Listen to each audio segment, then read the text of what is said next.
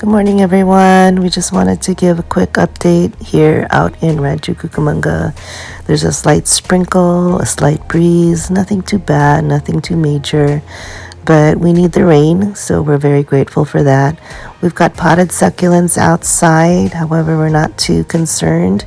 We've withstood Santa Ana winds and we've been okay. But Hurricane Hillary is boasting gusts of winds of 80 miles per hour, so we'll see. We'll see what happens. But we pray that everyone stays safe. Have a great Sunday.